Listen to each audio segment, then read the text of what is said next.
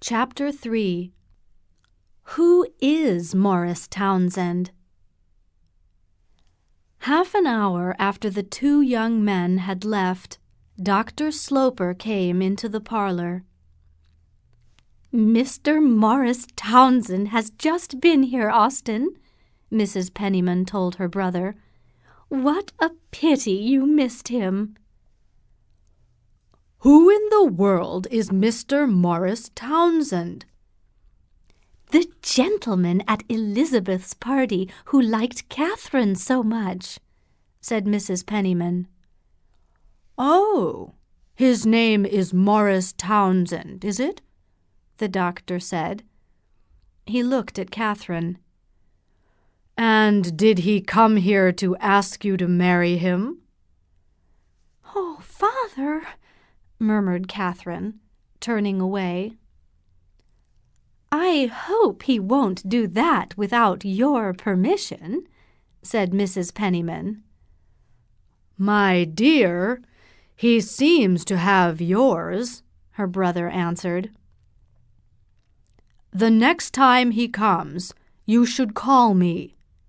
He might like to see me." Morris Townsend came again 5 days later, but Dr. Sloper was not at home at the time. Catherine was with her aunt when a servant announced the young man's name. Mrs. Penniman sent her niece into the parlor alone. "This time it's for you only," she said. So Catherine saw Mr. Townsend alone, sitting with him in the front parlor for more than an hour. He seemed more at home this time, making himself very comfortable and looking around with interest at the room and the furniture. His talk was light, easy, and friendly. "Tell me about yourself," he said to her, with his charming smile. Catherine had very little to tell, but she told him of her love of music and the theater, and how she did not really enjoy reading. Morris Townsend agreed with her that books were boring. He had been to places that people had written about, and they were not at all as they had been described. He had also seen all the famous actors in London and Paris, but the actors were always like the writers.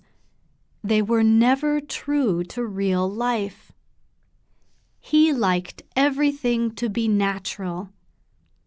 Suddenly he stopped, looking at Catherine with his smile. "That's what I like you for. You are so natural," he said. "You see, I am natural myself." He went on to talk about his great love of music and singing. "I sing a little myself," he added. "Some day I will show you. Not today, but some other time." And then he got up to go. He had perhaps talked more about himself than about Catherine, but the truth was that Catherine had not noticed. She was thinking only that some other time had a delightful sound. It seemed to suggest many more meetings in the future. Catherine felt it was her duty to tell her father that Mr. Morris Townsend had called again, though it made her feel ashamed and uncomfortable. She announced the fact very suddenly as soon as the doctor came into the house, and then immediately tried to leave the room. Her father stopped her just as she reached the door. "Well, my dear, did he ask you to marry him today?" the doctor said. Catherine had no answer ready.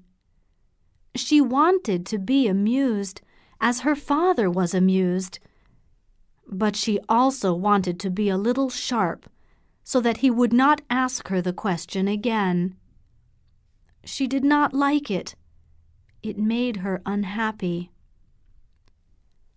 "Perhaps he will do it next time," she said, with a little laugh, and she quickly got out of the room. The doctor stood staring. He wondered whether his daughter was serious, and decided to find out more about this handsome young man.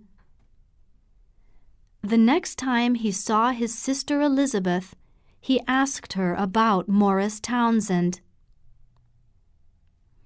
"Lavinia has already been to ask me about him," Mrs. Almond said. "What did you tell her?" the doctor asked. "What I tell you, that I know very little of him." "How disappointing for Lavinia," said the doctor. "She would like him to have some romantic secret in his past. I hear that he is a distant cousin of Arthur Townsend." "Yes, though it seems that there are Townsends and Townsends, some rather better than others. Arthur's mother knows very little about him, only some story that he has been wild in the past. I know his sister a little. Her name is Mrs. Montgomery. She is a widow, with 5 children and not much money." "What is his profession?" asked the doctor. "He hasn't got any. He is looking for something. I believe he was once in the Navy." "Once? What is his age?" "More than 30, I think. Arthur told me that he inherited a little money, which is perhaps why he left the Navy, and that he spent it all in a few years. He traveled all over the world, lived in foreign countries, amused himself. He has recently come back to America, and he told Arthur that he now wants to start his life seriously." "Is he serious about Catherine, then?" "I don't see why you are surprised," said Mrs. Almond. "It seems to me that you have never been fair to Catherine. You must remember that she will one day have $30,000 a year." The doctor looked at his sister for a moment. "I see that you remember it." Mrs. Almond blushed. "I don't mean that is the only good thing about her. I simply mean that it is important. You seem to think that nobody will ever want to marry her." "Why should I think differently, Elizabeth?" the doctor said. "How many young men have come courting Catherine, even with her expected fortune? None. Which is why Lavinia is so charmed that there is now a lover in the house. It is the first time." "I think young men are rather afraid of Catherine," said the doctor's wiser sister. "She seems older than they are. She is so large, and she dresses so richly. An older, more experienced man would recognize all the good things in her character and would find her delightful." "And Mr. Townsend? What are his reasons for courting Catherine? Is he sincere in liking her?" "It is very possible that he is sincere. Lavinia is sure of it." Dr. Sloper thought for a moment. If he does not work, what are his means? I have no idea. He lives with his sister and her children on 2nd Avenue. A widow with 5 children? Do you mean he lives upon her? Mrs. Almond looked at her brother a little impatiently. Why not ask Mrs. Montgomery yourself? She said. Perhaps I will, said the doctor.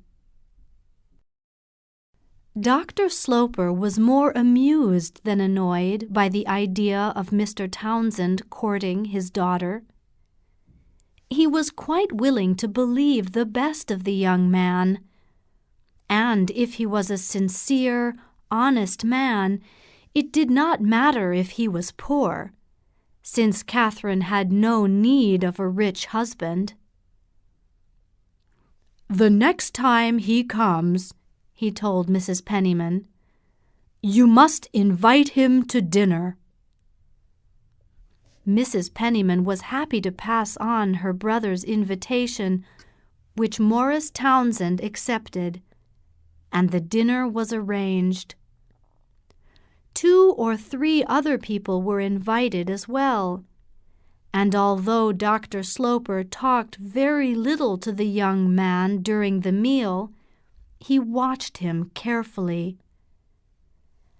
At the end of the meal, when the ladies had gone up to the parlor, leaving the men to their drinking, the doctor gave him some wine and asked him several questions. Morris Townsend was happy to talk, and the doctor sat quietly, watching his bright, handsome face. He is clever, a good talker, and very self-confident, Catherine's father thought. And he dresses very well. But I don't think I like him. The doctor, however, kept his thoughts to himself. Later, when the men joined the ladies in the parlor, Morris Townsend went over to Catherine, who was standing before the fire in her red evening dress. "Your father doesn't like me," said the young man. "I don't see how you know," said Catherine, blushing. "I can feel these things. You ask him, and you will see." "I would rather not ask him, if there is any danger of his saying what you think." Morris gave her a sad little smile. "So you will allow him to say things against me and not tell him he is wrong?" "I never argue with him," said Catherine. "And he won't say anything against you. He doesn't know you enough." Morris Townsend gave a loud laugh, and Catherine began to blush again. "I shall never talk about you," she said. "That is very well, but I would prefer you to say that it doesn't matter what your father thinks." "But it would matter. I couldn't say that," the girl cried. He stared at her, smiling a little, and just for a moment there was an impatient look in those fine eyes. But he spoke softly and sadly. "Then I must try to make him like me." The next time the doctor visited Mrs. Almond, he told her that he had now met Morris Townsend. "He is certainly a fine-looking young man," he said. But what do you think of him as a father? Mrs. Almond asked. Lavinia tells me that Catherine is in love. Well, she must stop being in love. He is not a gentleman. He is extremely charming and completely insincere. You have decided very quickly, said Mrs. Almond. Not at all. I have been studying people for a lifetime and am now quite able to make a judgment in a single evening. Very possibly you are right, but the thing is for Catherine to see it. I will give her a pair of glasses, said the doctor.